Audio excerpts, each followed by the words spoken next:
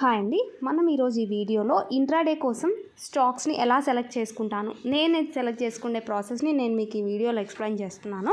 యాక్చువల్గా నేను morning 9 to pre market open అప్పటి నుంచి 15 మినిట్స్ ముందు నుంచి కూడా చూస్తూ ఉంటాను. నార్మల్ స్టాక్స్ అయితే నేను ఎప్పుడు అనలైజ్ చేస్తూ ఉంటాను.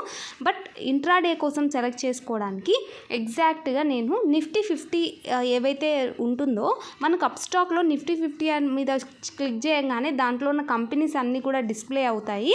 దాంట్లో గెయినర్స్ లూజర్స్ కూడా మనకు డిస్ప్లే అవుతాయి. సో దాంట్లో ఉన్న గెయినర్స్లో నుంచి నేను చూస్తాను. ఫర్ ఎగ్జాంపుల్ ఇప్పుడు మనం దీంట్లో చూస్తూ ఉంటే సన్ ఫార్మా స్టాక్ అనేది మనకి ఇక్కడ కనిపించింది. సో సన్ ఫార్మా స్టాక్ని ఓపెన్ చేసి చూసినప్పుడు ఇది ఎంతవరకు ర్యాలీ చేయగలదు అని మనకు తెలియాలంటే ఫస్ట్ మనం అనాలిసిస్ చేసుకోవాలి. ఆ రోజు ఎంతవరకు ఓపెన్ అయింది అనేది మనం చూస్తున్నాం కదా. సో ఓపెన్ అయింది చూసాక 1 డే టైం ఫ్రేమ్లోకి చేంజ్ చేసుకొని అంతవరకు వెళ్ళే ఛాన్స్ ఉంది. ఇది రేంజ్ని ఇక్కడ మనం సన్ఫార్మా స్టాక్ని చూస్తే ఒక రేంజ్లో స్టక్ అయిపోయింది. సో ఆ రేంజ్ని బ్రేక్అవుట్ అయితే చేసింది. 18 లెవెల్ అనేది బ్రేక్అవుట్ అయింది. సో అక్కడి నుంచి కూడా ఎంతవరకు ర్యాలీ చేయడానికి ఛాన్స్ ఉంది, ఎక్కడ మనకి రెసిస్టెన్స్ లెవెల్స్ ఉన్నాయి, అసలు ఏం ప్యాటర్న్ ఫామ్ అయింది, మొమెంటం ఎలా ఉంది, ఇవన్నీ కూడా చెక్ చేసుకుంటాం. ఈ సన్ఫార్మా స్టాక్లో చూసుకుంటే నాన్ స్టాప్గా మనం ఏప్రిల్ నుంచి కూడా అప్వర్డ్ ర్యాలీ అయితే చేస్తూ ఉంది. సో స్టక్ అవుతుంది రేంజ్లో అండ్ చేస్తూ ఉంది. సో ఇలా మనం ప్రతిదీ కూడా యాక్సెస్ చేసుకొని నేనైతే ఎంట్రీస్ అనేది తీసుకుంటాను. అలా సన్ఫార్మా స్టాక్ ఏదైతే సెలెక్ట్ చేసుకున్నానో డైలీ స్టాక్ లిస్ట్ అనేది ఒకటి ఉంటుంది. దాంట్లో అన్ని స్టాక్స్ని కూడా నేను దాంట్లో యాడ్ చేసుకుంటాను. ఇవన్నీ కూడా 15 మినిట్స్ ముందు యాడ్ చేసుకుంటాను. తర్వాత మనం నెక్స్ట్ చూసుకున్నట్టయితే టాప్ గెయినర్స్ టుడే గెయినర్స్ ఏవేవైతే ఉన్నాయో ఆ గెయినర్స్ లిస్ట్ కూడా మనకి వస్తుందన్నమాట మనకు అప్ స్టాక్ అకౌంట్లో. సో దాంట్లో నుంచి ఒకటి స్టాక్ అయితే నేను తీసుకున్నాను ఇప్పుడు మీకు ఎక్స్ప్లెయిన్ చేయడానికి.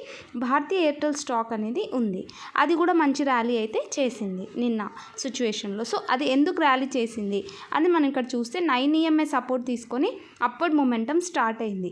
సో అక్కడి నుంచి కూడా ఎంతవరకు వెళ్ళే ఛాన్స్ ఉంది అనేది మనం లెవెల్స్ని డ్రా చేసుకొని 15 మినిట్స్ టైం ఫ్రేమ్లోకి చేంజ్ చేసి చూసినప్పుడు ఎగ్జాక్ట్గా మనకు ఆఫ్టర్నూన్ సెషన్లో ఒక రేంజ్ నుంచి బ్రేక్అవుట్ అయిన క్యాండిల్ కాకుండా నెక్స్ట్ క్యాండిల్లో ఎంట్రీ తీసుకొని ఉంటే అక్కడి నుంచి కూడా మనకి ఓన్లీ 1 క్యాండిల్లోనే మన టార్గెట్ అనేది హిట్ అయిపోయి ఉండేది. బికాజ్ ఆ రేంజ్ అనేది 3-4 డేస్ నుంచి కూడా దాటలేదు. ఒక్కసారిగా దాటేటప్పటికి ఎంట్రీస్ అనేవి ఎక్కువగా అయ్యాయి. బయర్స్ రావడం వల్ల దాంట్లో మనకి ప్రాఫిట్ బుక్ అయ్యేది. సో అలా మనం అనాలిసిస్ చేసుకొని స్టాక్స్ని యాడ్ చేసి పెట్టుకోవాలి.